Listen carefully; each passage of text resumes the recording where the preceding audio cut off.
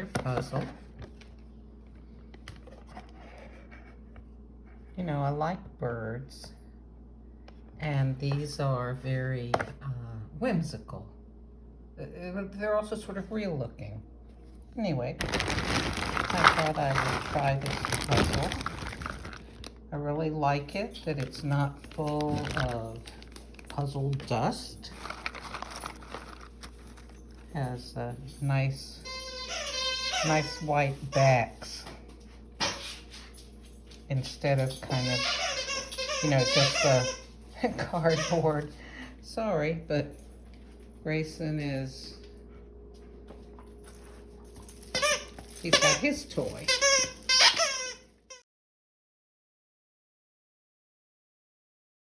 So if you don't know what to do when you first get a puzzle, you want to find the edges. In this puzzle, it's a rectangle or a square. And then you'll find the four corners. Okay, so I can see that this one is going to be the lower right corner. And I'm kind of collecting the edge pieces and I'm putting them, if I can, approximately where they go. You know, it occurred to me that there may be people who have never done a puzzle. So, okay, like here's this one. I think it looks like this would go here. I don't know. It could go, no. The slant of it matches that. So it's gonna go somewhere around here. But your strategy needs to be to find all the pieces that have straight edge so that you can get the frame of it done, or the outside edges. And then that way you have a frame of reference for where to put the other pieces. Now, there's a lot of joy and satisfaction in doing a puzzle. One of the things that I really enjoy, for example, is just looking at some of the pieces, looking at the colors on them. It's so pleasing sometimes to enjoy the various colors. I always get puzzles to do where I enjoy looking at the colors and designs. Now, someone might say, well, wouldn't it be easier to find the pieces with the flat edges if you spread them all out? But if I do that, I know from past experience that I will end up just losing track of pieces, and then I will put the puzzle together and I'll end up missing a piece. And you know, it's gone under a piece of furniture somewhere, or the dog's eaten it, or who knows what. So I prefer to do it this way. And I move the pieces around gently. Even though this is a very sturdily made puzzle, many puzzles are not so well made, and you don't want to end up scuffing edges of your puzzle. Now, you might say, wouldn't it be easier to find the various pieces if you maybe did something like, you know, pick up each piece, and then you would be able to see if any of them had a flat edge. And you know what? You could do that, you know, if that's how you want to do it. Honestly, though, I enjoy kind of doing it this way, and the different colors will kind of flip over, and I don't know, this is very enjoyable and very peaceful, and to me it is less stressful than if I am picking up pieces and saying, okay, that's not a straight edge. These don't have straight edges. No straight edge. No straight edge. I don't know. It's also kind of hard on my fingers and arms. I just like doing it the way I'm doing it, but everybody has their own way of enjoying a puzzle. Now I want to show you how the puzzle pieces work in most standard puzzles. Here's my corner, okay? It's always good to refer to the picture, or the picture's usually on the front or somewhere on the box. So I've got, that goes there, okay? And this goes here. Now notice something important, okay? Let me point this out to you. The pieces alternate, okay? So if this is sticking out here, it's got to fit with a piece that's indented, right? Okay.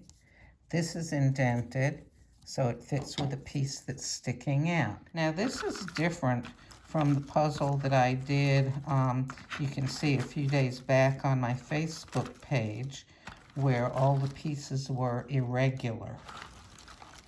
They were all kinds of different shapes. Oh, you know what? Nope. Now see, I thought that maybe that went there because, see in the picture here, there's that, and then there's that. But no, it obviously doesn't, right? It doesn't fit here because we have to have a straight edge. Okay, I've got the four corners. 1, 2, 3, 4. Now, I think I'm gonna have to do this. All the pieces are in here. Let's see, 20 by 20. Okay. Oh, that's nice. It gives the actual size.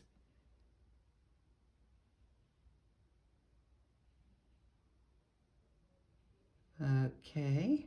I have the corners approximately at the right place. Maybe just a little bit bigger. So now, I don't think I have all of the straight edge pieces, but I'm going to start going through them and see how they match up with the picture to try to put them in the approximate correct position. When I first started on this puzzle, getting all the edges, the straight edges put together was a little bit of a challenge, but I mean, you know, you have the clue of the fact that one side's going to be straight. And then I was, you know, putting some things together and I thought, oh golly, this is going to be so simple. I'm going to have this thing together, you know, tonight maybe, or in 2 days. Well, no, it turns out that there are subtle color variations and pattern variations, okay? So for example, we've got a sort of a lavender kind of purple here, slightly different from the one we have here, okay? We've got dark blue here going into a lighter blue, here too, and here. And we've got several different shades of pinky, red, orangey, and also yellows. And we've got what turns out to be a sort of a greenish color. We've got greenish color here, and a yellowy green, and a beige. And let's see, some beige here. And anyway, this is a lot harder than I thought it was going to be. I have been working on this for quite a while. What I did is I got the pieces that are mostly blue, and then I got the pieces that have color on them also. And I got some of those laid out here and here. And it's so important that I have a really good light to help me do this, because otherwise I cannot tell, for example, this beige, and there's just a slight little pattern in it, but it's hard to tell the difference from, say, this if you don't have a good light to be able to see those white lines. And then this over here, it looks white here, but when it's just sitting by itself, it's kind of beigey. I see it's got a slight pattern. So it's really important to be able to tell one color and one pattern from another, and that means you need a good light. Okay, so I just wanted to mention something else. If you've never done a puzzle, most puzzles are made like this. You'll have a piece going the long way, and then the next piece will be going up and down, then the long way, then up and down. The up and down connects to two horizontals, okay? The horizontal connects to along, okay? So let's say if I'm looking for what piece goes here, I need to look for a piece that's long, okay? It's not going to be an up and down piece because I've got to have something that'll fill up that little hole. And there it is. And you might think, oh, this would be just really simple just by the patterns. But let me tell you what. For example, here, this is obviously a bird's eyeball and beak, but I think. But I don't know if it goes this way or if it goes this way. Okay, now I can look at the picture and let's see. Ooh, you know what? Look.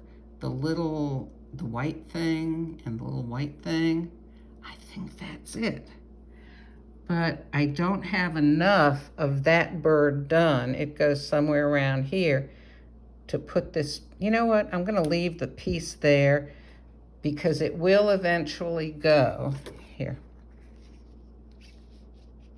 Okay. Here's this. Oops, here's this bird. Okay. There's that bird, that bird. Okay, so this one, this is the eye. And even though I don't have a lot of it done, this will go here eventually. All right, and then, okay, I've got another eye. And this one, okay, this should be obvious, right? Let's look here and see. Of course, I don't know if I'm holding it in the right direction. Oh, wait. Look. Oh, there's the little white reflection. There's the white reflection. Look, it's got those little lines. Okay, so this one is going to be the lower right-hand corner one. Oh, wait. Huh, look at that. That fits in there perfectly. Okay, so that's how it has to work. So I finally finished it. It was difficult. You know, some people tend to think that the puzzles that have, you know, the vertical, horizontal pattern are easy to figure out. This was not easy. Oh, it was a real challenge. So this was Songbird's 500-piece puzzle by Mud Puppy. It's 20 by 20 inches. Here's the front cover of it. Wow. But it was fun.